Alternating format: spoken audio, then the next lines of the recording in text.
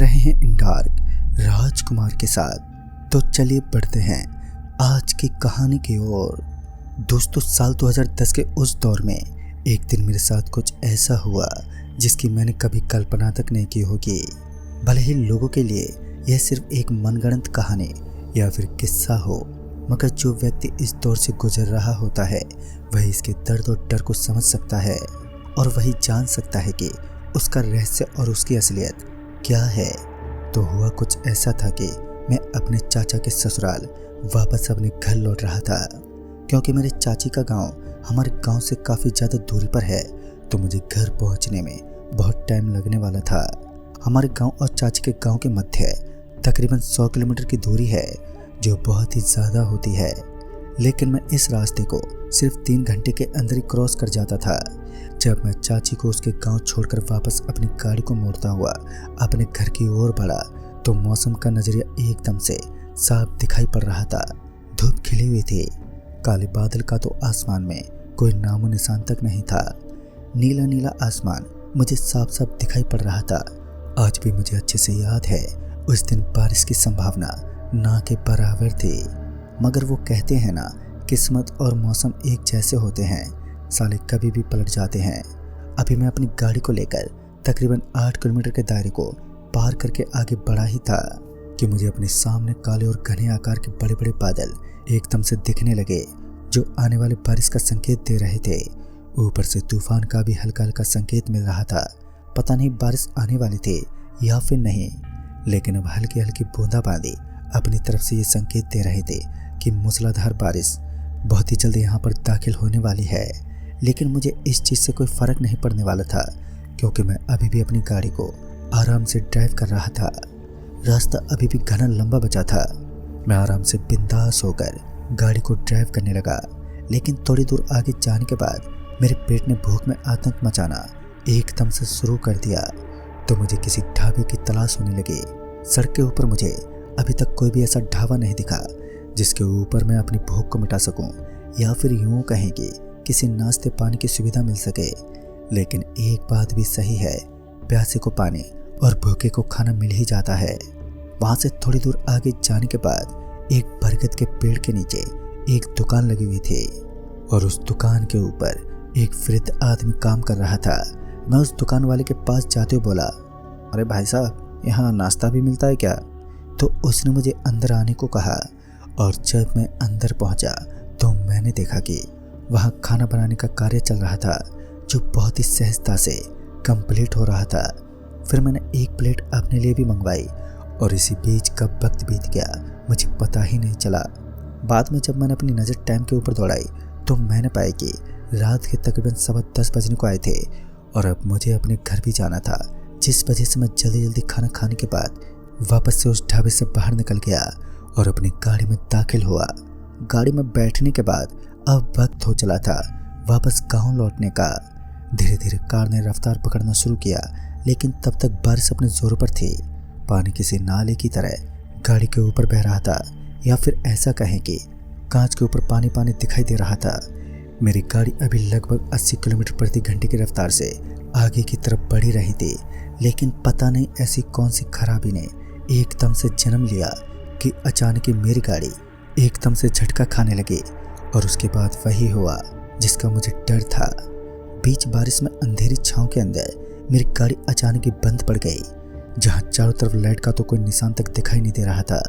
पता नहीं अचानक से मेरी गाड़ी को ऐसा क्या हुआ कि सिर्फ एक ही पल में वो बंद हो गई। अब मेरी इतनी भी हिम्मत नहीं थी कि मैं बारिश से भीग सकूं, क्योंकि बारिश अपने जोरों पर थी। बाद में मैं किसी तरह हिम्मत करते हुए अपनी गाड़ी से नीचे उतरने लगा। उस समय मेरे सर के ऊपर मैंने एक छोटा सा कपड़ा ले रखा था ताकि मैं बारिश से भीग ना सकूं। किसी तरह मैंने अपनी गाड़ी के बोनट को धीरे से ओपन किया तो मैंने देखा कि गाड़ी के बोनट में धुआं ही धुआं फैला हुआ था, जो ये बता रहा था कि गाड़ी में किसी बड़ी खराबी ने अपने होने का संकेत दे दिया है। और उसके बाद जब मुझे लगा कि मैं इस खराबी को ठीक करने में असमर्थ हूँ, तो मैंने उसे वहीं छोड़ दिया और वापस आकर अपनी गाड़ी में बैठ गया। मैं अपने घर वालों को फ़ोन लगाने लगा, लेकिन देर रात किसी भी घर वाले ने मेरे कॉल को रिसीव नहीं किया, जिस वजह से मेरा दिमाग ख़राब होने लगा। लेकिन उस समय फ़ोन न उठाना भी एक लाजमी सी बात थी, क्योंकि इतनी रात को सारे घर वाले आराम से खर्राटे मारते सो रहे होते हैं। फिर मैंने फ़ोन रखना ही बंद कर दिया, फिर मैंने फ़ोन करना ही बंद कर दिया और मैं इस रोड के ऊपर किसी दूसरी गाड़ी वाले की प्रतीक्षा करने लगा। लेकिन तकरीबन आधा घंटे बीतने के बाद भी वहाँ से कोई भी गाड़ी या बाइक तक नहीं गुजरी।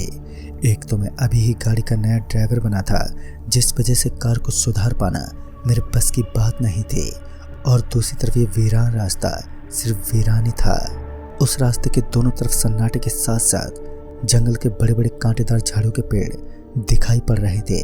लेकिन जब मेरी नज़र वहाँ पर मौजूद एक बड़ी सी हवेली पर गई तो मैंने देखा कि उस हवेली का दरवाज़ा खुला हुआ था और उसके अंदर एक बल्ब की रोशनी चल रही थी।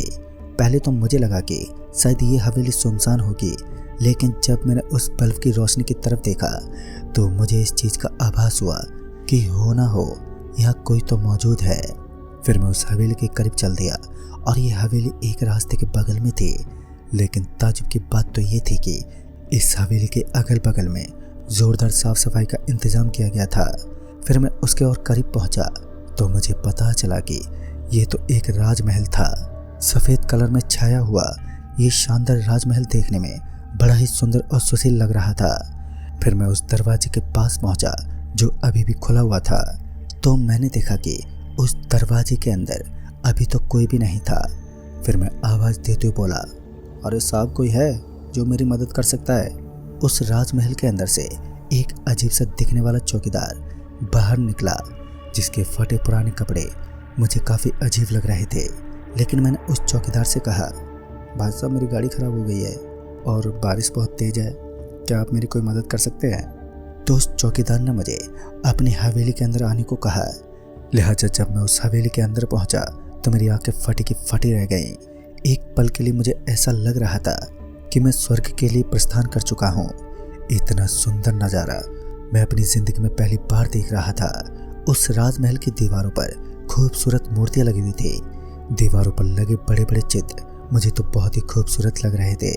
उस समय ये राजमहल मेरे मन को भाने लगा, लेकिन इसकी सच्चाई के बारे में अभी मैं अनजान था।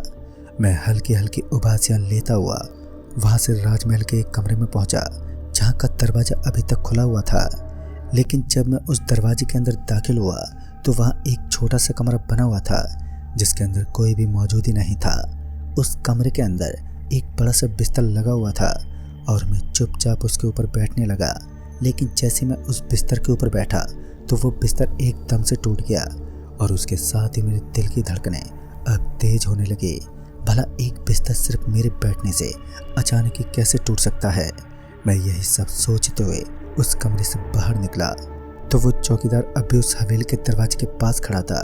मैं चुपचाप उस चौकीदार के पास पहुंचते हुए एक हल्की सी आवाज़ में बोला, भाई साहब, यहाँ का सामान कच्चा है क्या? और मेरी इतनी सी बात सुनते ही वो चौकीदार मुझे अपनी तिरछी निगाह से घूरते बोला, अब तुमने क्या किया है? तुमने भी जरूर किसी चीज़ के साथ तोड़फोड़ की होगी। अब मैं अपनी पलकें बंद करके जब वापस से खोलने लगा तो उस हवेली का पूरा नज़ारा बदल गया, क्योंकि जहाँ वो राजमहल मुझे खूबसूरत की दूसरी मिसाल लग रहा था, तो अब वही वो महल मुझे खंडरता का दूसरा प्रतीक लग रहा था। चारों ओर मकड़ियों के बड़े बड़े जाले लगे हुए थे। दीवार के ऊपर अब काले काले कचरे के धब्बे वहाँ पर चिपके हुए थे, यानी कि इस महल को इस तरह पड़े काफ़ी साल बीत चुके होंगे। और असल में मुझे तो कुछ ऐसा ही लग रहा था, मगर जब मैंने पहली बार इस हवेली को देखा था तो मुझे ये काफ़ी खूबसूरत लगी थी। खैर, मुझे जल्द से जल्द इस राजमहल से बाहर निकलना था, जिस कारण मैं अपने तेज कदमों को पटकते हुए उस दरवाजे की तरफ बढ़ने लगा। और जब मैं उस दरवाजे के पास पहुंचा तो मैंने देखा कि अब वहाँ चौकीदार नहीं था, लेकिन वहाँ का एरिया अब पूरे तरीके से डरावना दिखाई पड़ रहा था। अचानक ही किसी ने मेरा हाथ पकड़ा और मुझे पीछे खींच लिया, और जब मैंने अपने पीछे देखा तो मैंने पाया कि मैं वापस उसी कमरे में पहुंच चुका था, जिस कमरे से बाहर निकलकर मैं इस राजमहल के दरवाजे तक पहुंचा था। और अब मुझे ऐसा लग रहा था मानो मेरे साथ कुछ होने वाला है।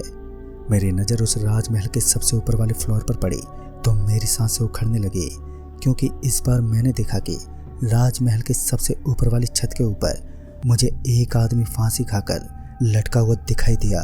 और ये नज़ारा देखकर मैं पसीने से पूरा भीगने लगा।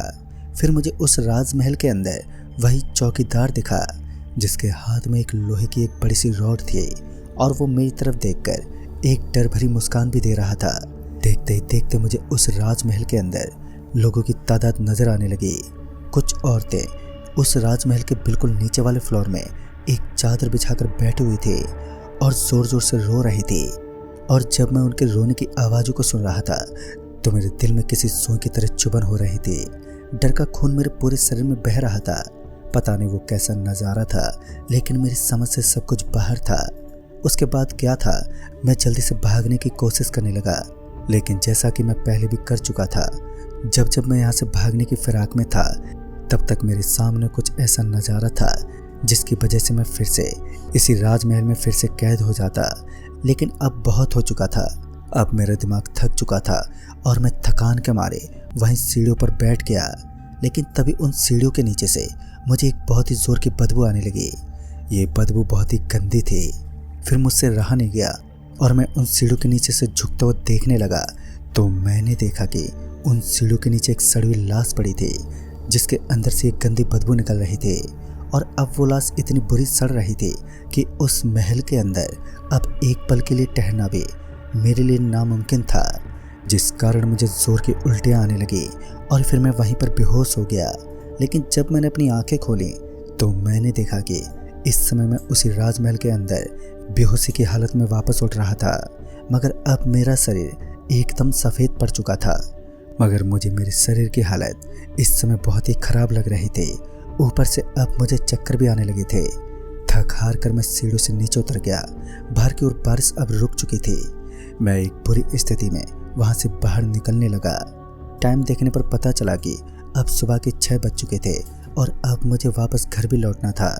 फिर मैं उसी बुरी हालत में अपनी कार की तरफ पलटा और कार का दरवाज़ा खोलते हुए अपनी कार के अंदर बैठ गया। इस बार तो कार पहली बार में ही स्टार्ट हो गई थी, जो बड़ी ही ताज्जुब की बात थी, क्योंकि पिछली बार मेरी कार स्टार्ट होने का नाम ही नहीं ले रही थी।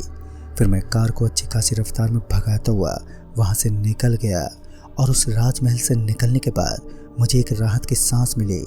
लेकिन जब मैंने इस घटना के बारे में हमारे पड़ोस में रहने वाले मदन अंकल को बताया तो उन्होंने मुझे बताया कि काफ़ी सालों पहले वो राजमहल वीरान हो चुका था। उस राजमहल के अंदर रहने वाले लोगों में एक महामारी फैल गई तो वहाँ के लोग अचानक मृत्यु के घाट उतरने लगे।